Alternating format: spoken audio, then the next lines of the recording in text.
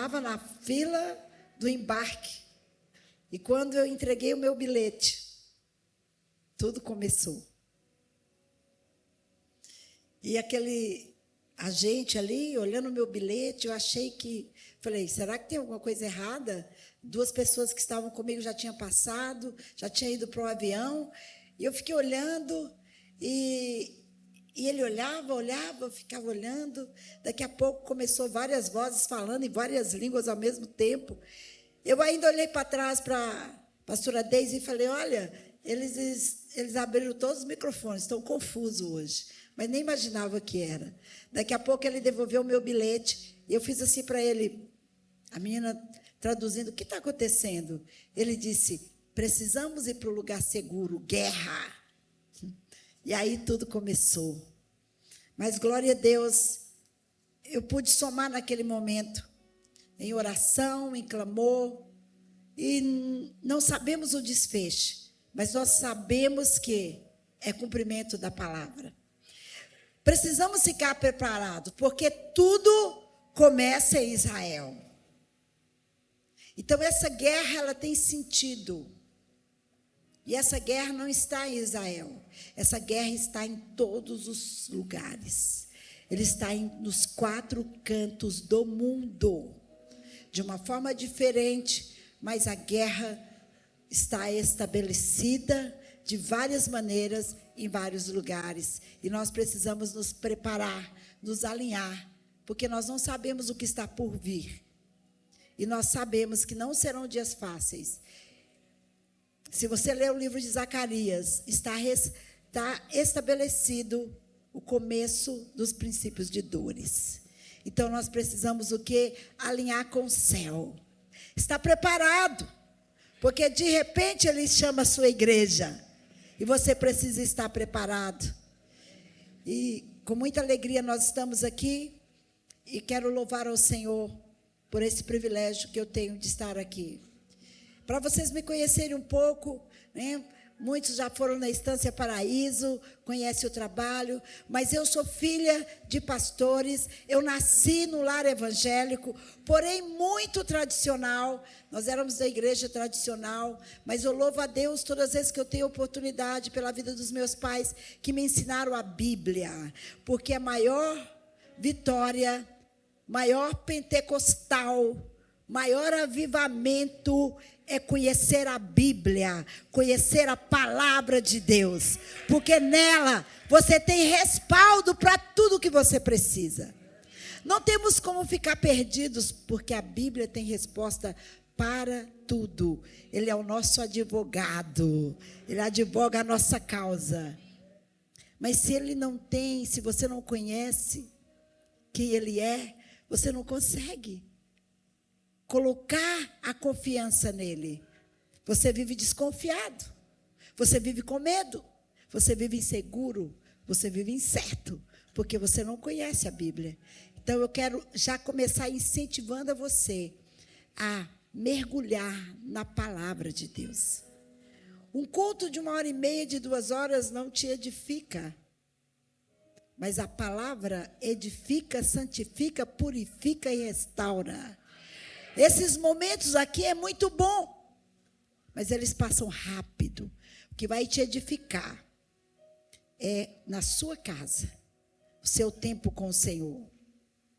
Então, eu nasci no lar evangélico, lá, muito crente, meu pai muito dedicado, minha mãe muito dedicada, e eu cresci, né, eu vim com um propósito para o mundo, e eu cresci e queria ser uma missionária. O sonho de ser uma missionária. Então, desde pequena, eu sempre disse, eu vou ser missionária, eu quero crescer rápido, porque eu vou ser uma missionária, e eu vou viajar o mundo inteiro. Quando eu comecei na escola, antigamente fazia assim, qual é a sua vocação? O que você quer ser quando crescer? Fazia as redações. Então, a minha redação sempre era, eu quero crescer, ser uma missionária, porque eu vou ganhar muitas almas para Jesus. Não tinha muito entendimento. E o tempo foi passando, e aí surgiu em mim um sonho. E eu falava para minha mãe que eu queria ser uma maestra. Contraditório, né, gente? Mas eu queria ser uma maestra. Por quê? Na minha cabeça de criança, quem mexesse com música tinha autoridade e poder para mudar as pessoas, trazer as pessoas para Jesus. Então, eu falava para ela, eu quero crescer rápido, muda a minha idade, porque eu quero estudar no colégio que tem cristão, batista, lá no Rio de Janeiro. Eu quero estudar, porque eu vou viajar o mundo inteiro, vou fazer coral, e as pessoas, a música atrai as pessoas e vão atrair as pessoas para Jesus. Então, eu cresci com esse entendimento, com esse coração. Aos 14 anos, eu desci as águas, me entreguei totalmente ao Senhor. Quero dar um alerta, porque filho de crente não é crentinho. Você precisa lembrar e saber o dia que você entregou a sua vida ao Senhor Jesus. Nós corremos um risco, porque a gente cresce na igreja, o primeiro lugar que a gente vai é no altar, a gente só vai para a igreja, e o tempo vai passando, a gente vai se envolvendo no ministério, a gente vai se envolvendo na obra, mas qual é o dia que você entregou a sua vida ao Senhor Jesus? É muito importante isso. É muito importante isso. E então eu fiz a minha confissão de fé, fiz o meu batismo, empolgada, sempre lendo muito a Bíblia, lia muito a Bíblia. Mas, belo dia, nesse período, logo depois do meu batismo, eu fui acometida de enfermidade. Então, todos os meus sonhos, a minha alegria, eu sempre fui muito alegre, sempre me envolvi com liderança, sempre gostei de organização de igreja. E, de repente, eu falo que se fosse hoje, seria Covid. Mas, naquela época, era uma gripe muito forte. E não melhorava, não melhorava. Aí fazia aqueles chás, tomava chá de noite, chá de tudo quanto era coisa. E eu fui só piorando. 15 dias depois, eu me via dentro de um hospital, com muitas dores, porque muita febre, eu tive colite. Essa colite, ela dá nos órgãos, ela cozinhou os meus órgãos. E eu sentia muitas dores. E dentro ali do hospital, vendo o que eu estou fazendo aqui, começa um processo diferente que eu não esperava, que eu não entendia que eu teria que passar. Ali dentro daquele hospital, não sabendo o que estava acontecendo, dores, eu comecei a me definhar, anemia profunda, nada, remédio nenhum, eles conseguiam combater a anemia que eu estava, e os médicos perdidos, e eles fizeram uma paroscopia, e ali descobriram que os meus órgãos, eu estava cheia de aderência, e os órgãos, né, femininos estavam todos ligados um no outro, e eles precisavam fazer uma cirurgia urgente em mim, para me abrir de um lado ao outro, porque naquela época era assim, e eles falaram que ia tirar os meus órgãos, lavar, era tão entranhado, não dava para ver o que era ovário, o que era útero, o que era trompa, estava tudo embolado e já subindo para o aparelho digestivo. Então, eles precisavam fazer a cirurgia, mas a anemia não permitia fazer a cirurgia. Então, foi um período muito difícil, foi um período de muita dor, um período de muita angústia, de sonhos, né? Não para frente mais, e eu só ouvia assim, ela não vai resistir. E eu me lembro quando os médicos conversaram com os meus pais, e eu estava no quarto, eles no corredor, eu ouvindo, e o médico disse, olha, ela tem 10% de chance de vida. Se a gente abrir ela, dificilmente ela sai da mesa, por causa da anemia. Se a gente não operar ela não vai resistir. Então, nós temos que esperar para ver o que vai acontecer. Nós morávamos no interior e meus pais, um médico judeu disse para ele assim, por que você não leva ela para São Paulo? Para São Paulo mesmo, lá no centro, tem muitos hospitais bons. Meus pais tomaram a decisão. E eu me lembro quando eles perguntaram para mim, o que eu queria?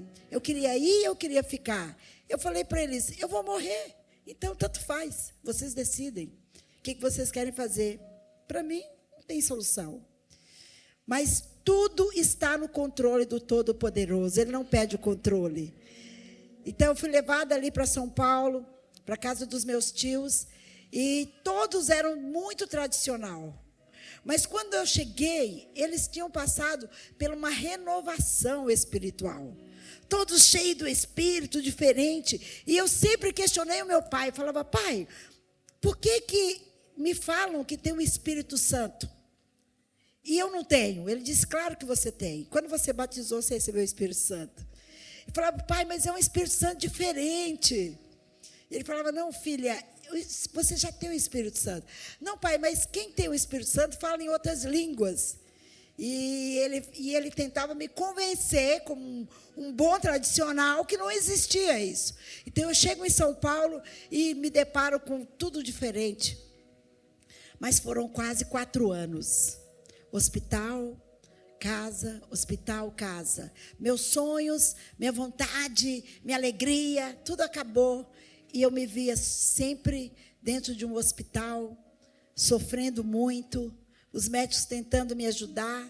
A inflamação, ela foi tomou conta do meu pulmão, e quando tomou conta dos pulmões, então eu fiquei com a bronquite asmática, então mais eu ficava no oxigênio, porque eu não podia respirar direito, então várias coisas, então eu ia para o hospital 15 dias, 10 dias em casa, voltava, até que eu tive o primeiro coma.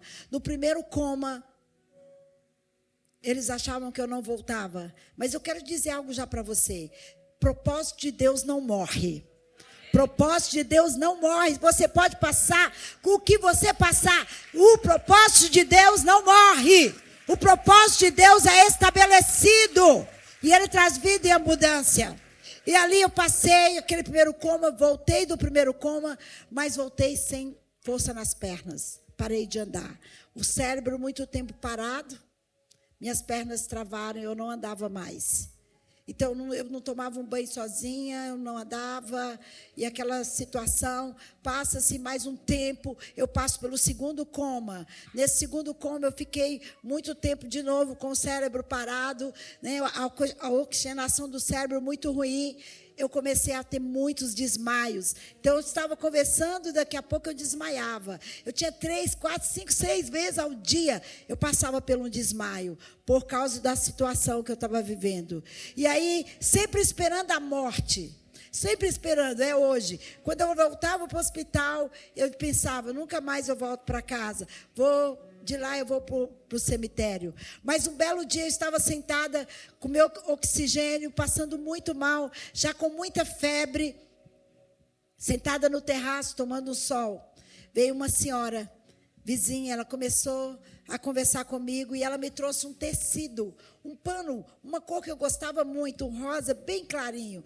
E ela disse, olha, encontrei a sua tia e ela me pediu para fazer, eu sou costureira, fazer um vestido para você usar no Natal. Isso era o mês de outubro. Eu estar aqui hoje falando isso traz alegria no meu espírito e me emociona. Porque foi exatamente no mês de outubro, meado, nesse tempo agora, eu estava ali dizendo, eu vou morrer, agora acabou. Essa irmã chega, eu nunca sabia que Deus falava com alguém. E ela chega e ela começa, me mostra o pano, e eu pensei, é o vestido que elas vão me enterrar.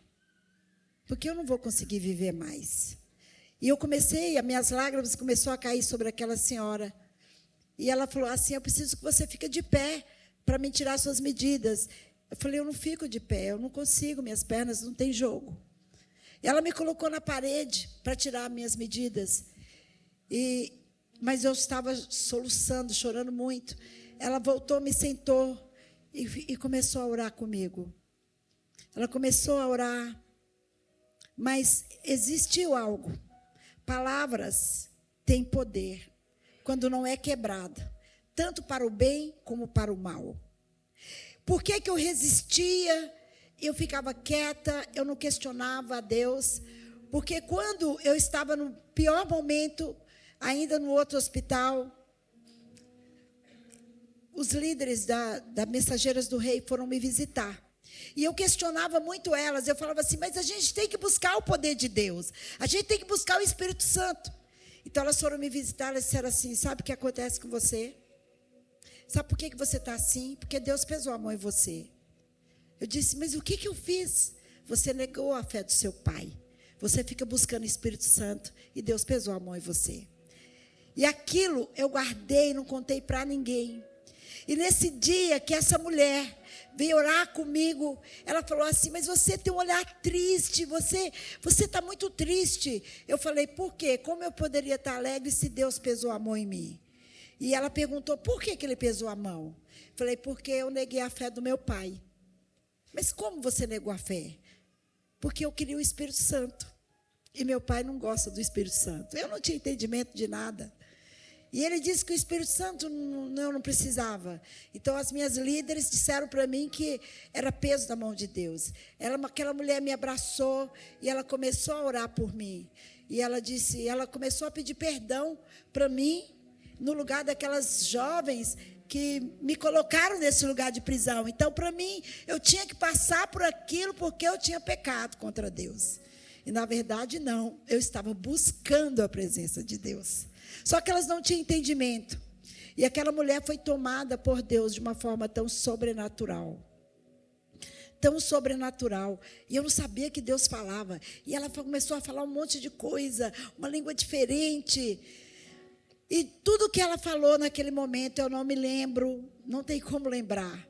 Mas algo que foi muito forte. E eu anotei, pedi a minha mãe para anotar em seguida.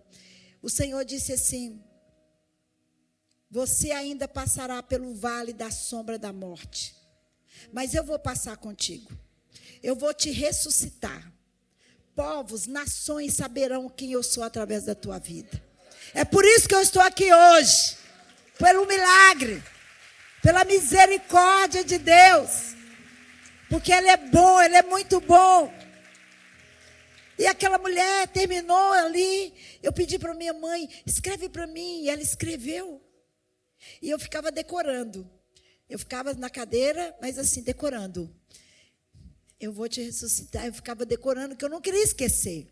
Porque quando ele disse isso, ela disse assim, você acredita? Eu falei, eu acredito. Ela falou, então você vai viver o milagre.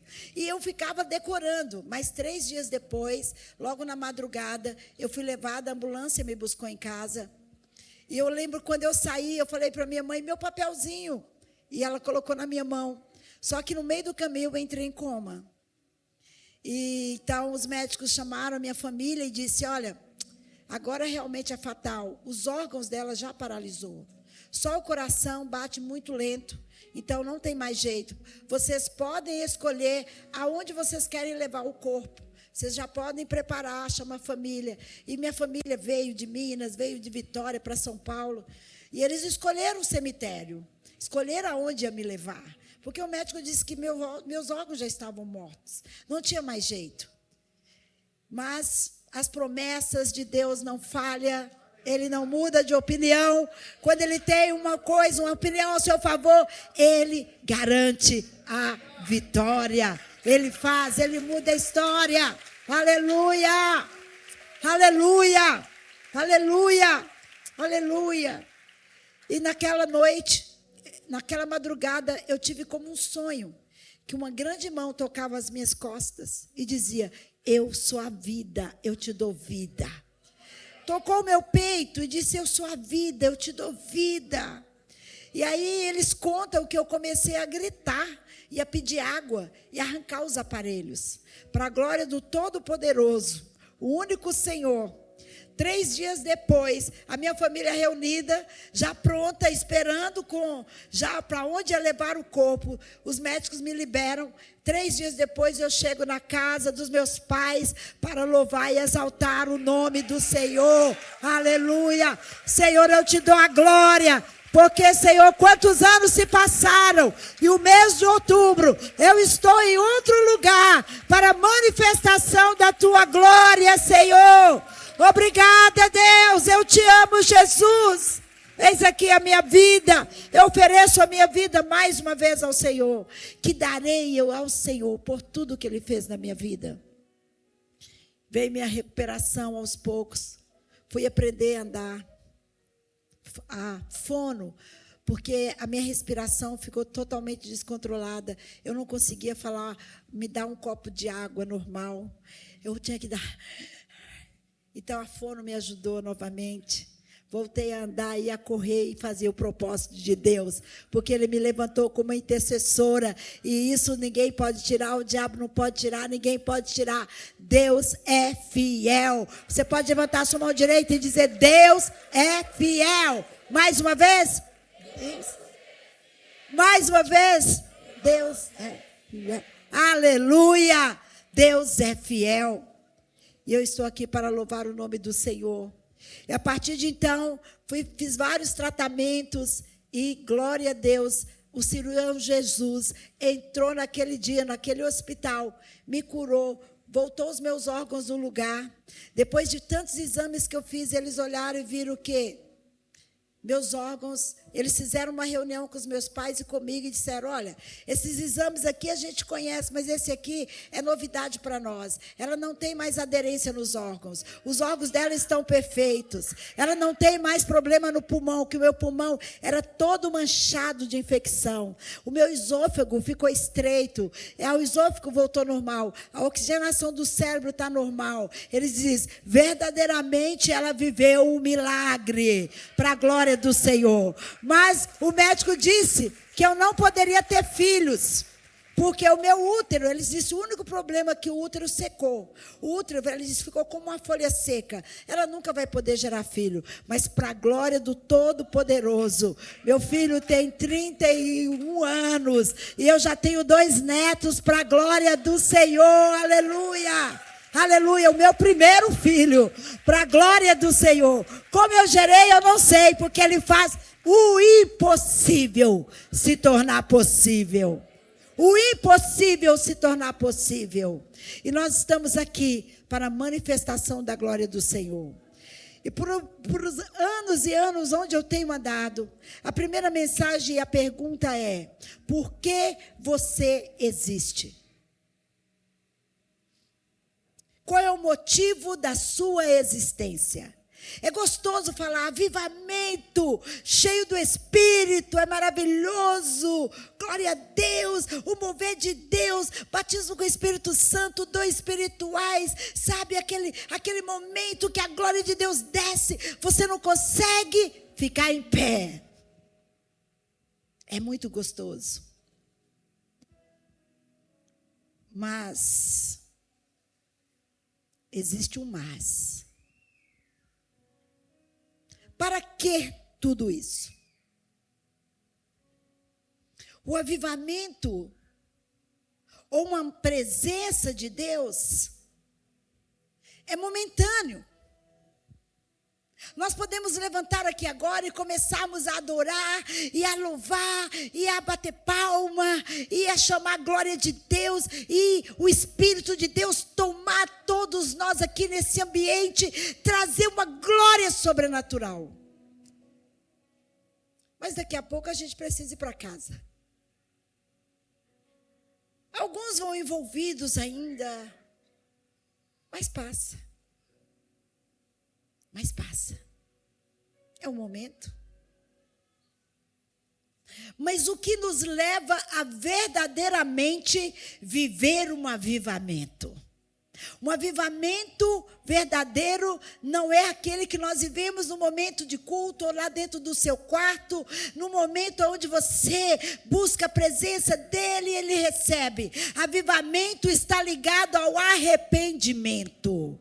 O avivamento está ligado ao quebrantamento. E se nós não entendemos isso, nós vamos viver sempre de momento, mas não teremos constância dentro do avivamento. O avivamento precisa ser vivo dentro de nós, para vivermos uma vida plena na presença de Deus. E eu estou aqui, enviada pelo Senhor.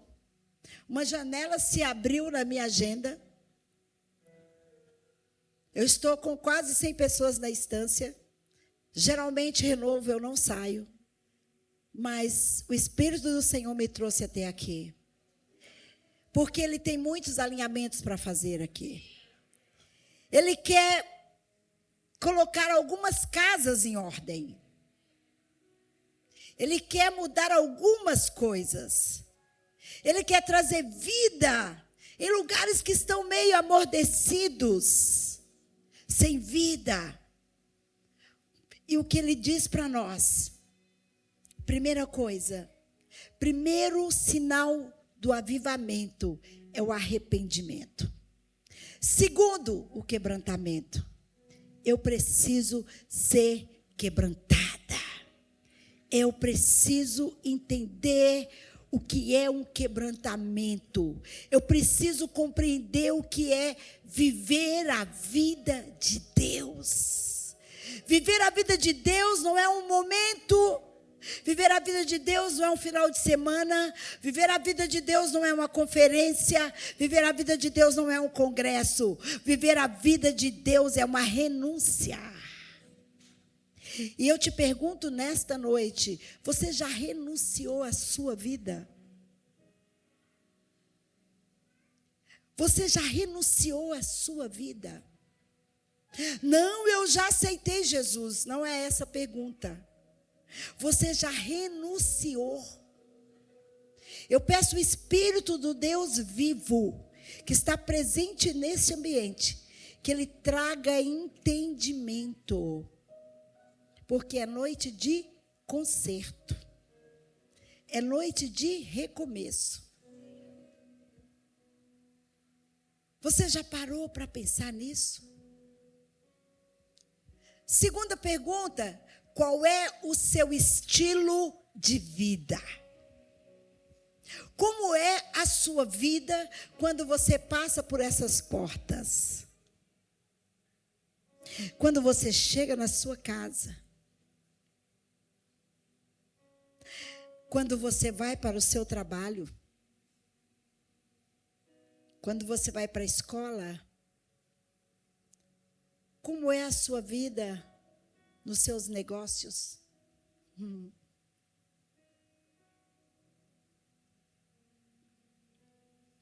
Nós queremos avivamento. Mas se não tem estilo de vida, não tem avivamento. Tem emocionamento, não avivamento. Momentos de emoção. Qual é o seu estilo de vida?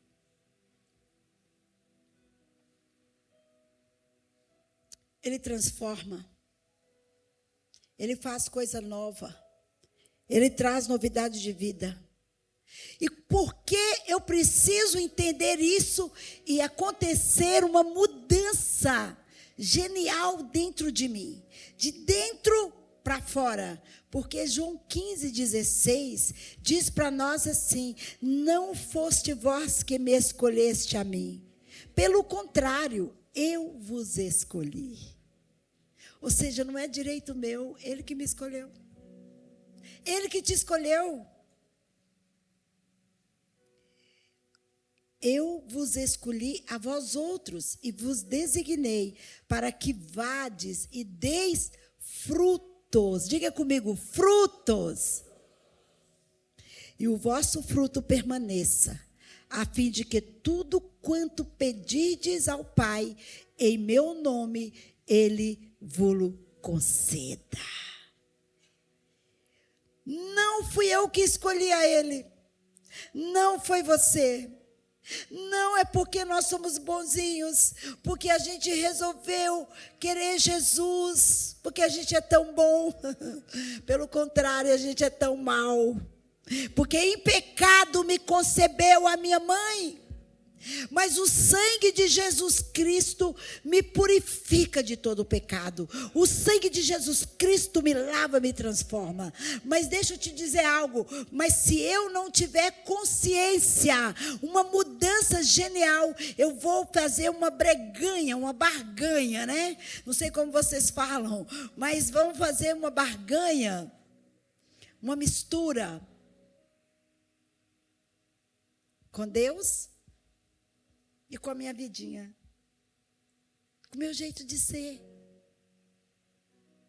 E é tão legal quando a gente diz assim: eu sou assim, Deus me criou assim, meu jeito é assim, porque Deus me fez assim.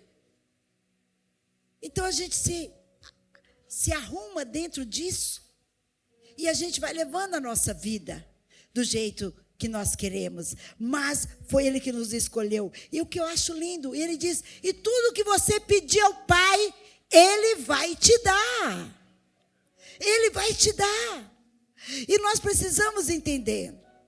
Mas como eu vou conseguir isso? Como eu vou alcançar isso? Como eu vou chegar nesse lugar aonde o pecado não tem mais ação na minha vida? Aonde a pornografia não atua mais na minha vida? Onde a bebida, as drogas não tem poder na minha vida? O meu gênio é transformado, a minha natureza é modificada pelo poder que há no nome de Jesus, porque eu preciso entender isso. Eu aceitei Jesus, mas eu preciso entender o caminho do quebrantamento. Eu preciso caminhar em direção ao quebrantamento todos os dias. Todos os dias eu preciso ter um tempo, eu preciso caminhar com Ele para eu entender. E o que é um quebrantamento? É um processo que leva a mim e a você a abrir mão da sua vontade e do seu estilo de vida. Amanhã, se Deus quiser, eu quero trabalhar um pouco sobre o estilo de vida, a vida que eu venho, da onde eu nasci, a origem minha familiar, que às vezes nos prende e a gente não consegue romper. Mas hoje nós vamos focar no quebrantamento. O quebrantamento é o estilo de vida que te leva a submeter incondicionalmente e se tornando totalmente dependente de Deus. Eu te pergunto, você depende de Deus? Você depende de Deus?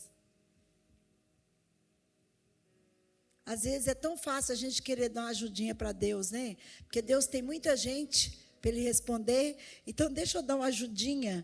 Eu oro, mas eu tomo as minhas decisões, porque eu preciso resolver. Eu sou inteligente, então eu tenho que fazer do meu jeito. Errado. Eu preciso ser dependente de Deus. Eu preciso tomar uma postura e ser dependente de Deus. E deixa eu te dizer algo. Ser dependente de Deus não é fácil. Ser dependente de Deus não é tão simples assim. Eu preciso renunciar a mim. Eu preciso me quebrantar. Eu preciso me esmurrar. Quando eu digo me esmurrar, é dobrar o joelho e dizer: Senhor, o que é bom eu não consigo fazer. Mas o que, Senhor, mas eu quero a Tua presença. Eu quero a Tua presença. Eu quero a Tua presença. Eu quero a Tua presença. Se você não se humilhar de tal maneira, você vai viver só na atmosfera de momentos.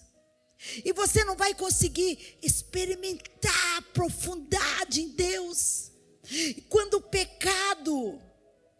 pecado bater na sua porta, no seu coração, você nem percebe.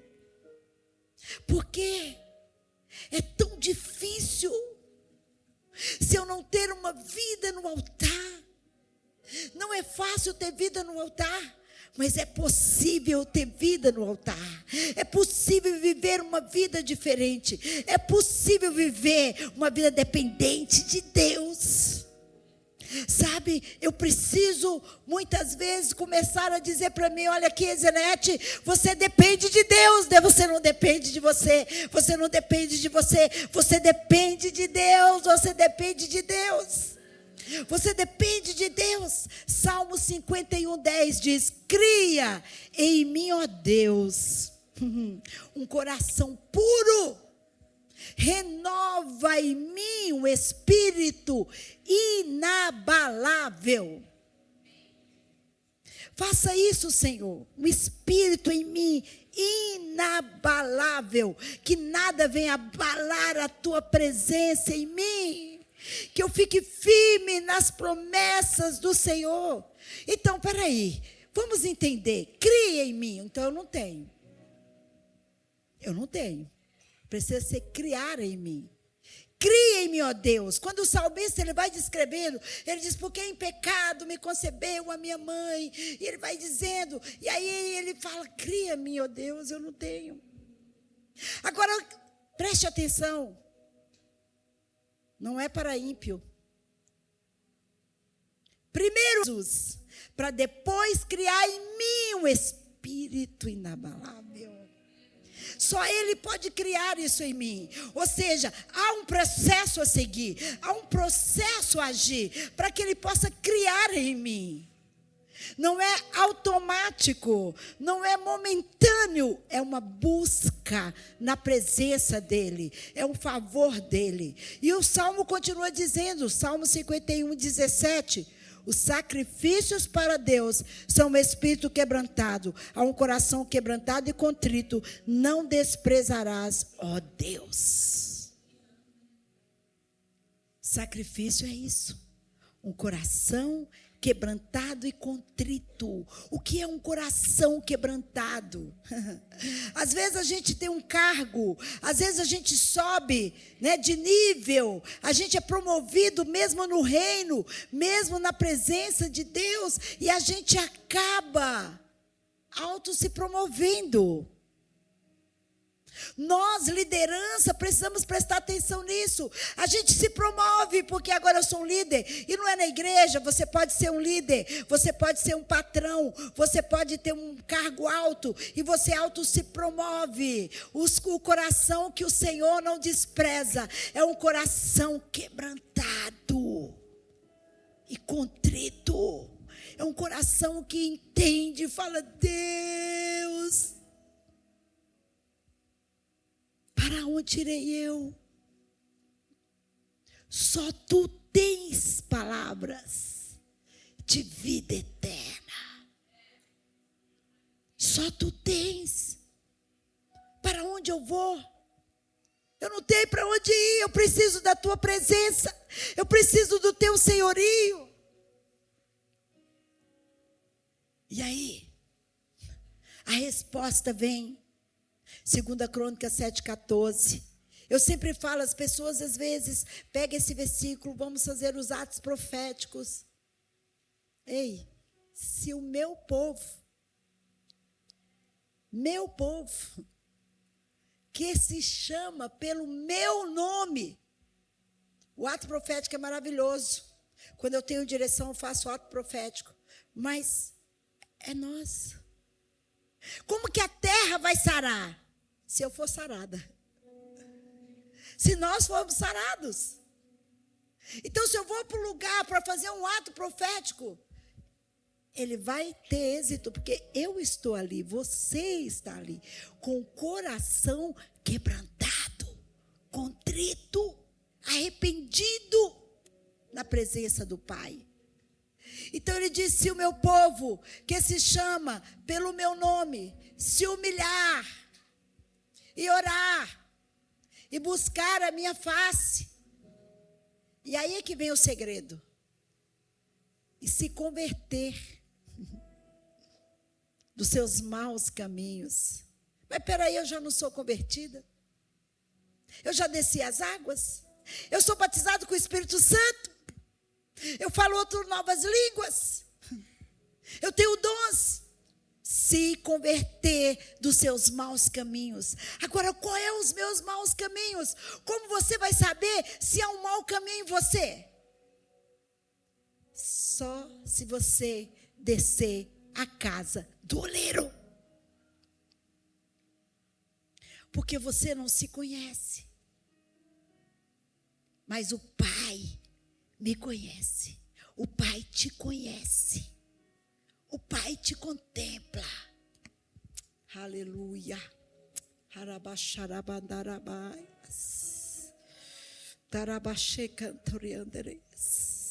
Sim, meu Pai. O Pai te conhece. Ele sabe o que é profundo em você. Ele sabe os seus dias.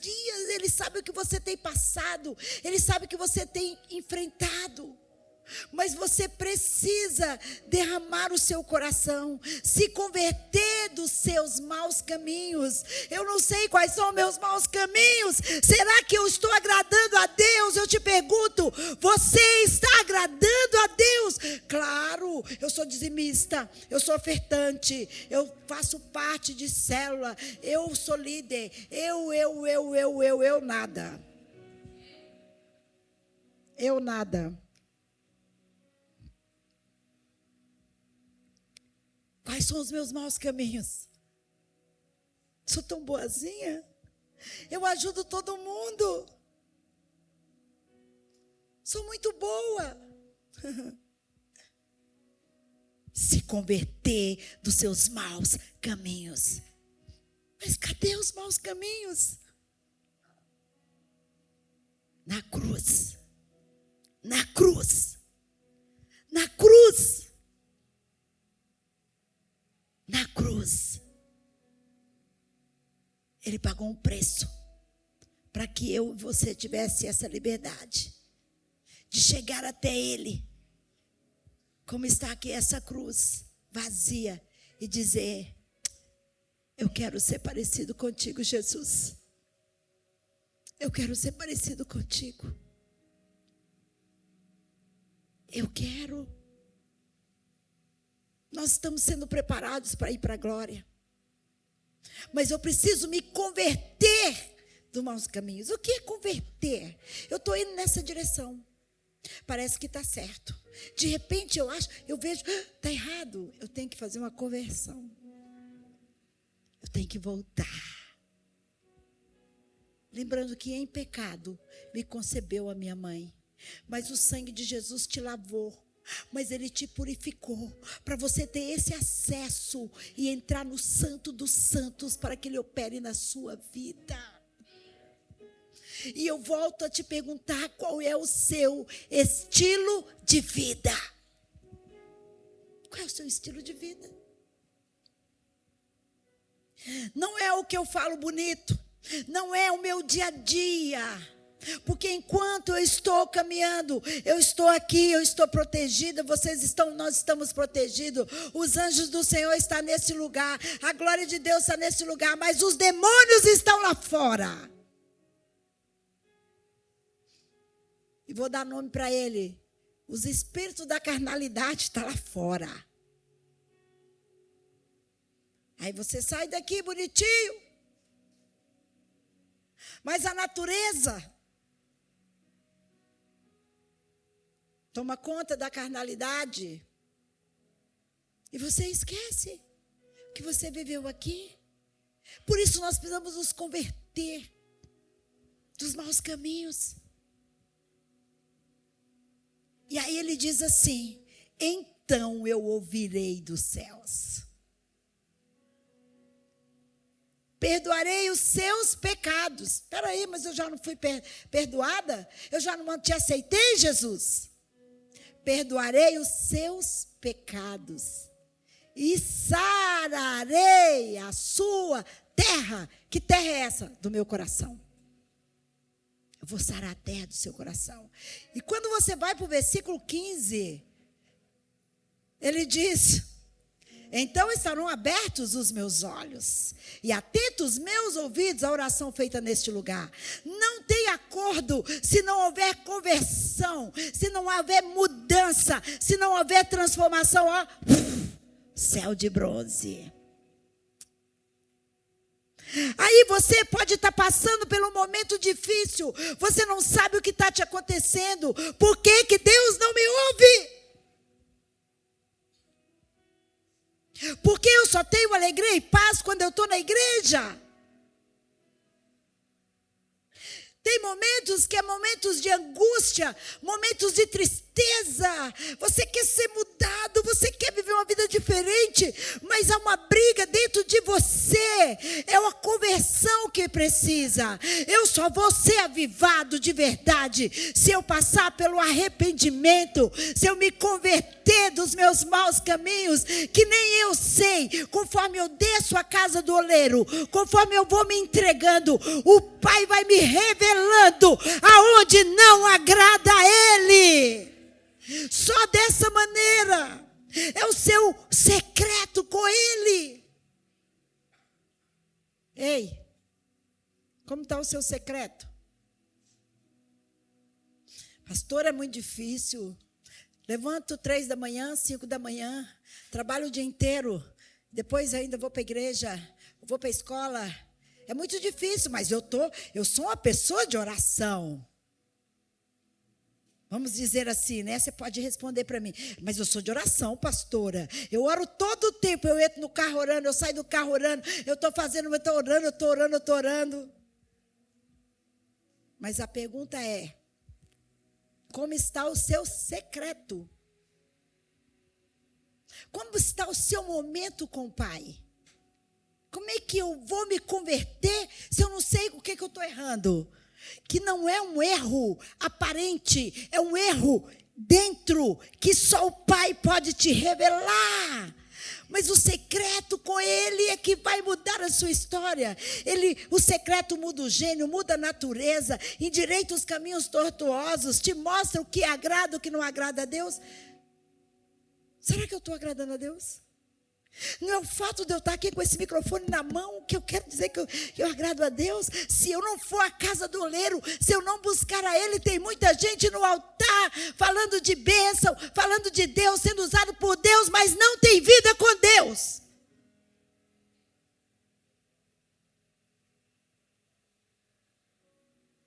A Bíblia é a verdade.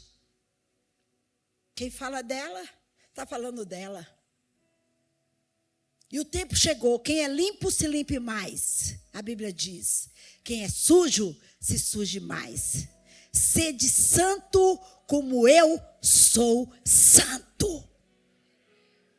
Ah, pastora, mas é um ambiente que eu trabalho. Sabe, se eu não dar um jeitinho, eu vou perder o emprego. Se eu não dar assim um jeitinho...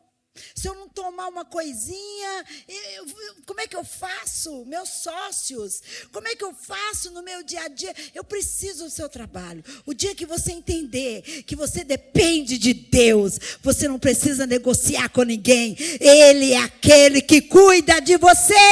Ele é aquele que guarda você. Ele é aquele que ampara a sua vida. Ele põe porta onde não tem porta. Ele estabelece, mas isso é para quem anda com Ele. Dá a mão para Ele e anda com Ele. O mundo te odeia. O mundo nos odeia. Porque o mundo jaz no maligno. Mas eu e você estamos nele.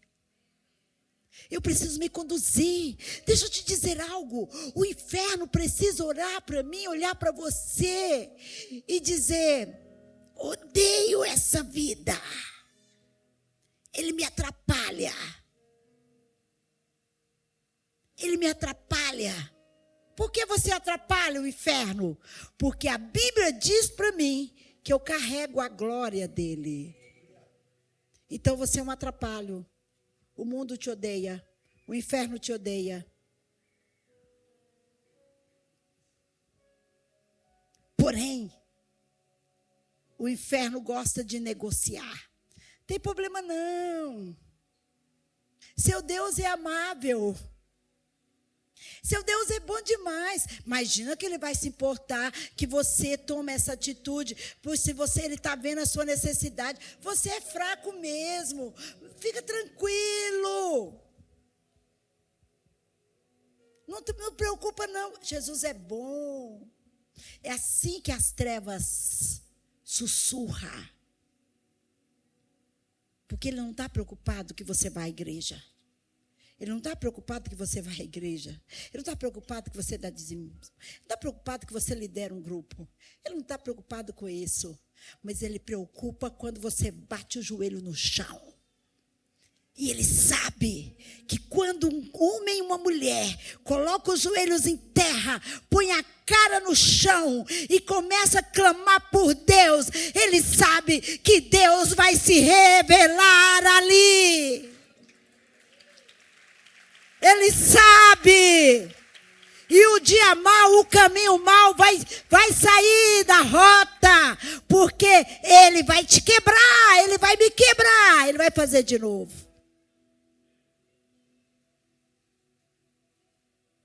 Então eu ouvirei dos céus, eu vou perdoar os seus pecados, eu vou sarar a sua terra. Jeremias 29, 13.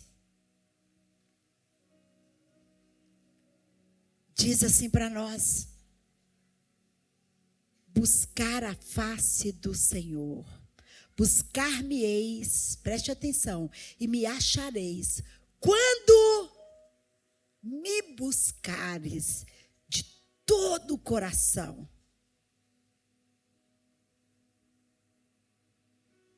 Mas o 2 Crônicas 7, 14 começa, é tão curioso. Ele começa: se o meu povo, que se chama pelo meu nome, se humilhar. Não é orar. Tem gente que ora, mas não muda. Não se converte. Porque o que transforma o homem é a humilhação. Por isso ele diz humilhar. A primeira fala dele foi se humilhar, se derramar, se prostrar, se entregar, se renunciar, se humilhar. Aí depois você ora. E eu estou pregando por aí dizendo: gente, a gente já orou demais. Chega de oração. Agora é hora de ação, de humilhar. Humilhar, humilhar, humilhar, humilhar, humilhar, se quebrantar, se quebrantar, se quebrantar. Porque a humilhação vem carregada com a oração. Humilhar. Eu oro tanto, parece que as coisas não rompem. Será que o céu não está em bronze? Será que você não está precisando humilhar? Às vezes nós oramos por interesse. E aí você pode dizer assim: ai, pastora, peraí, é avivamento. Pois é, eu estou levando a gente para o avivamento. A gente acha que a gente está fazendo demais. E a gente precisa descer, se humilhar, se humilhar.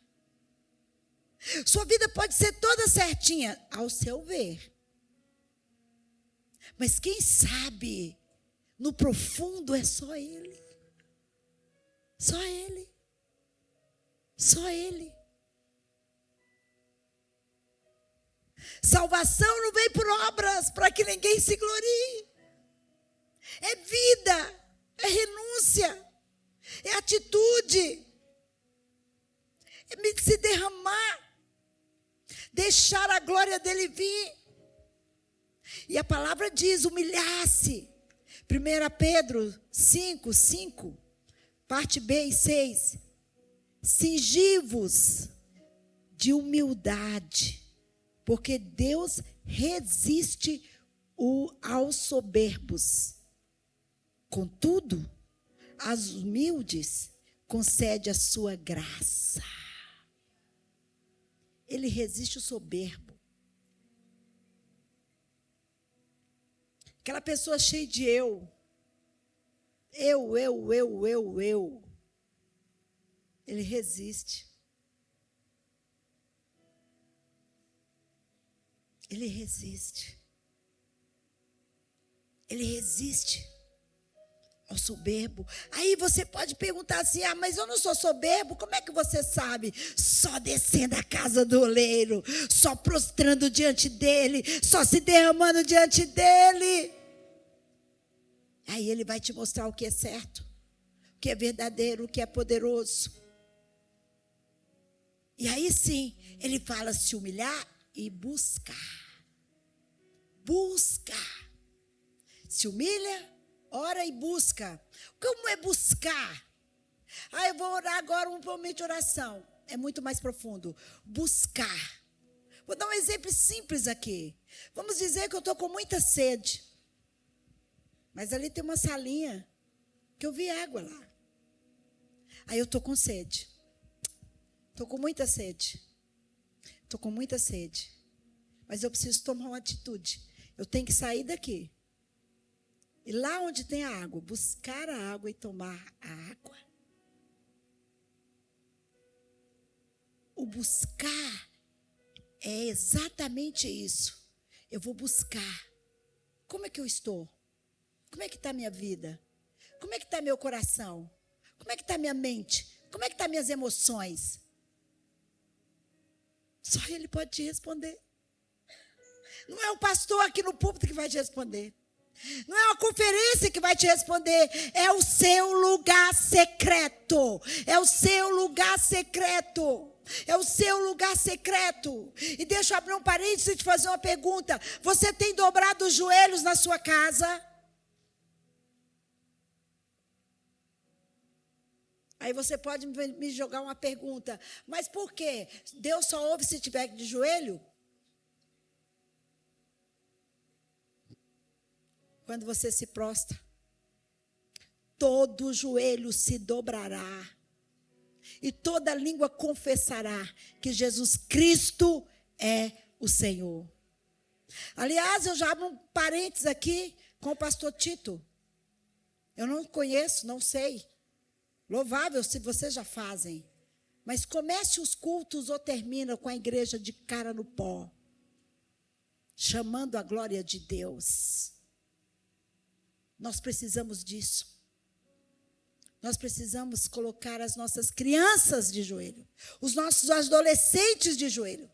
Nós precisamos fazer isso. Não é o grupo de intercessão, não. É toda a igreja, homem e mulher, tem que dobrar o joelho. Quando você prostra, você está sem força. Você está rendido. Você está prostrado. Você está entregue. E Ele pode agir. Ele pode agir. Ele pode fazer. Ele pode fluir na sua vida. Sabe? Nós precisamos buscar mais a Deus. E quem quer converter dos maus caminhos, eu já falei sobre isso.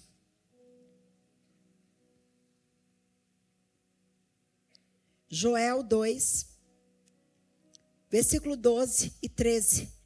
Diz assim: ainda se agora mesmo, diz o Senhor, convertei-vos a mim de todo o vosso coração, e isso com jejuns, com choro, com pranto, rasgai o vosso coração e não as vossas vestes, e convertei-vos ao Senhor, vosso Deus, porque Ele é misericordioso, compassivo, tardio em irar e grande benignidade, e se arrepende do mal.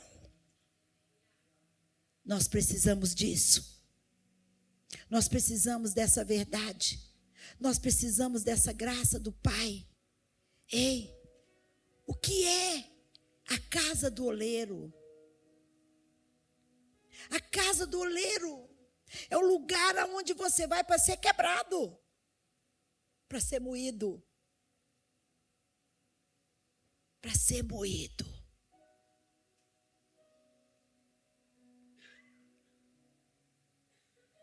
Ele vai me moendo. Ele vai me moendo. E Jeremias tem uma passagem muito interessante que fala sobre o oleiro. Jeremias 18, 6. Se você puder colocar, e eu queria que todos lessem junto. Jeremias 18, 6. Que aí vocês vão ler. A partir do versículo 1.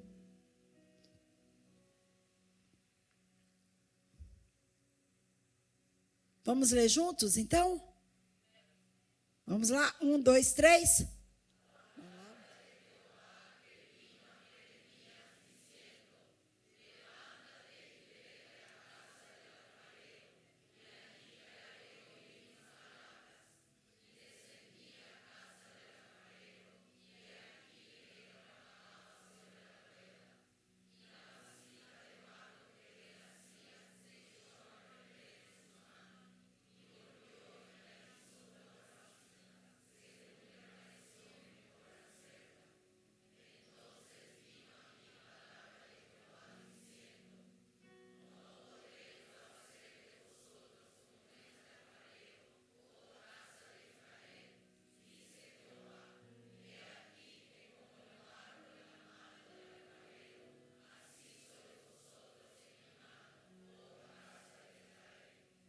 Aleluia. Olha que exemplo. Ninguém sabe fazer. Só um oleiro sabe fazer um vaso. Só um oleiro sabe moldar, fazer aquelas quinas. É como esse copo. É como esse copo. Se não tem habilidade, não sabe fazer, não sabe construir, porque precisa ter habilidade. E aquele vaso quebra na mão do oleiro. Olha que interessante. Aquele oleiro, ele poderia ter todo um jeitinho de refazer, de dar um jeitinho e consertar. Mas não. Todas as vezes, preste bem atenção nisso. O oleiro Jesus, eu sou o vaso, você é o vaso. Bate assim no seu coração, fala: eu sou um vaso. Eu sou um vaso. Mas eu quero estar na mão do oleiro Jesus. E todas as vezes que esse vaso, ele é trincado, acontecer alguma coisa, o oleiro pode pegar uma cola, um tenaz, e alguma coisa, e trazer uma cola, e ficar bonito novamente. Mas o oleiro Jesus não faz isso, como ele diz para Jeremias: não poderei eu fazer de novo? Não poderei eu fazer de novo? Por isso ir à casa do oleiro é importante. Por isso ir buscar a presença dele é importante. Por quê? Porque ele faz de novo. Ele faz de novo. Todas as vezes que você se prostra, todas as vezes que você se entrega, todas as vezes que você se rende, ele faz de novo. E sabe o que acontece? Vai acontecendo um avivamento dentro de você. Avivamento é transformação. Avivamento é novidade de vida. Avivamento é a presença real do Senhor. Avivamento. Avivamento. Nós estamos buscando um avivamento. O Brasil busca avivamento, as igrejas do mundo, o avivamento vem através do arrependimento. E a casa do oleiro, porque ele vai nos quebrando e ele vai fazendo de novo. E eu sempre falo que se tiver uma rachadura, ele não vai usar um tenaz especial. Ele vai te quebrar e fazer de novo. Ele vai te quebrar e fazer de novo. Ele vai te quebrar e fazer de novo. Ele vai te quebrar e fazer de novo. Ele vai te quebrar e fazer de novo. Ele vai te quebrar e fazer de novo. Ele vai fazer de novo. Chegou a hora da igreja ser feita de novo, de novo, de novo. Muitos por aí estão dando jeitinho. Amor. Agora é tudo pela graça. Por isso que tem muitos, desculpa a palavra, por causa dessa graça que tem sido pregada, tem muita gente na desgraça, vivendo na miséria, vivendo na destruição, o casamento em choque, filhos em choque, finanças em choque, saúde em choque, porque é tudo pela graça, é a graça mesmo, é a graça. Por isso eu posso mergulhar, por isso eu posso me entregar, por isso eu posso me render, por isso eu posso atuar, por isso eu posso viver uma vida melhor, porque é pela graça sois salvos. Mas não me dá o direito de ter uma vida qualquer e achar que Deus é amor e Ele perdoa. Ele é amor sim. Mas eu quero lembrar para nós que quando Ele ainda antes de morrer, que Ele estava na terra, Ele um dia comete para o mundo, para o povo que a conhecia, que estava ali, ele cometeu uma falha para o povo. Ele sai de uma pregação, onde a multidão estava com ele, várias famílias prontas para levar Jesus para casa. Jesus olha para cima e fala: ei, Zaqueu, desce depressa, Zaqueu, porque hoje eu vou pousar na sua casa. Desce depressa. A turma, o povo se admirou. Um ladrão que rouba todo mundo, que está rico e o povo está pobre. Como que Jesus, um homem santo, que acabou de pregar, vai para a casa de um ladrão, de um bandido? Ai. E foi ali que a graça alcançou aquele homem. Houve uma transformação, houve um confronto com ele. E ele devolveu tudo o que ele tinha pego. Isso é vida cristã. Isso é a verdade que floresce. O mundo tem que olhar para você e olhar nos seus olhos e perguntar: ei, por que você é diferente? Seus olhos brilham. O que você carrega? Agora, se você é uma pessoa brigona, uma pessoa que briga por tudo,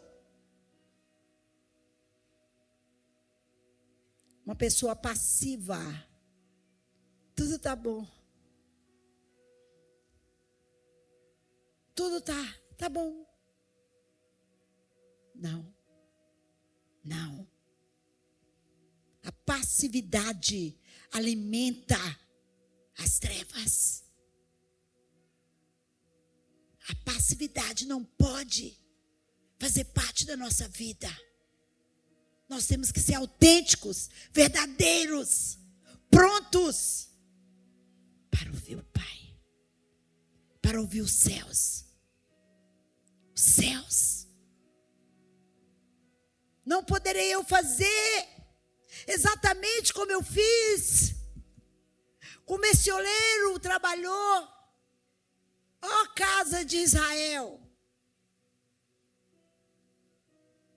eu posso fazer tudo novo.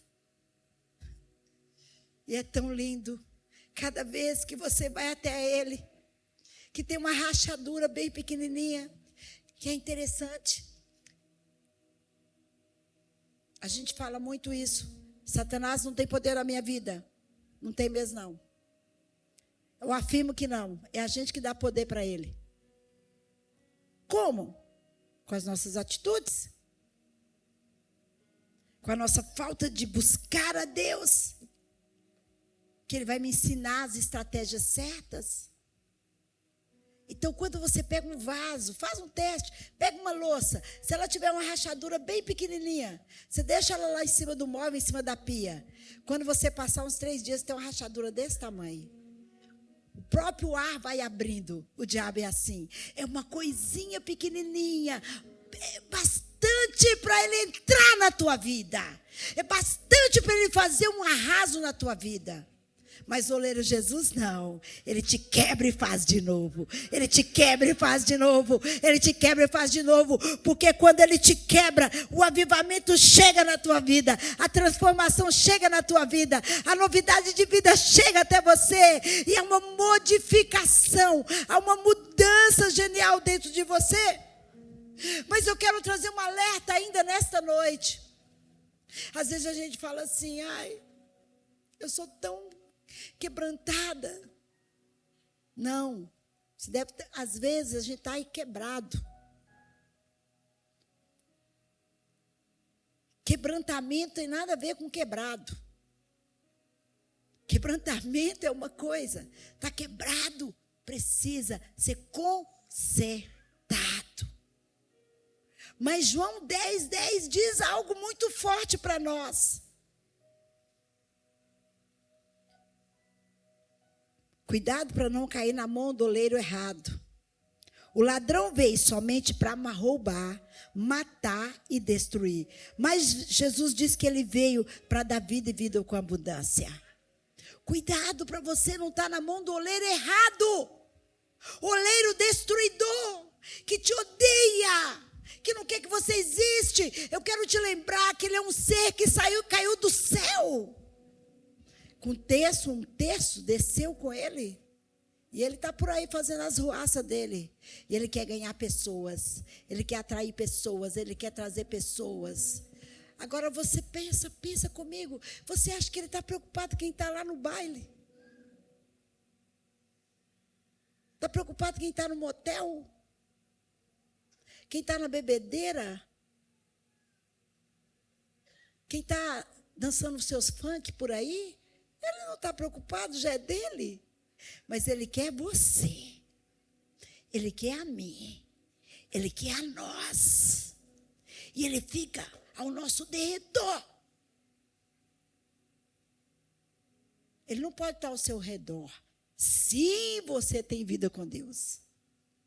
Mas ele está ao derredor, buscando a que ele possa tragar.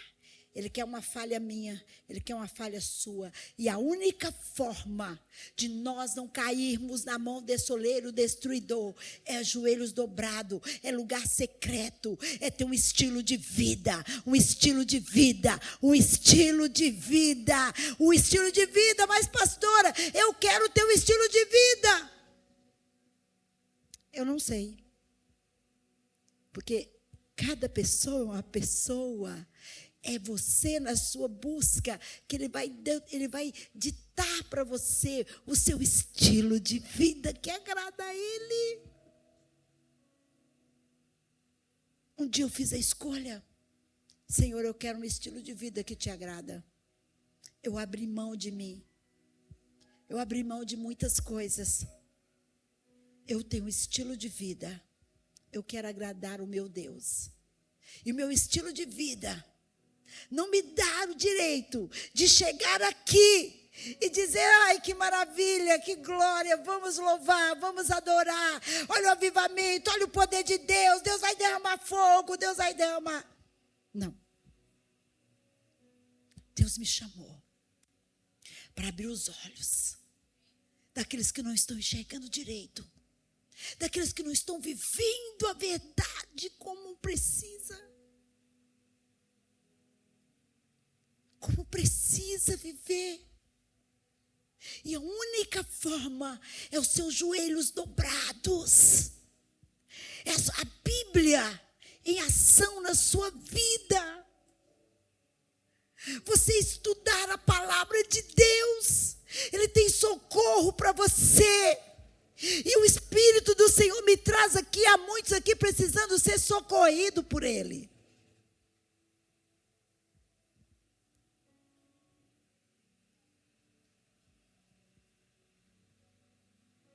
Só Ele pode.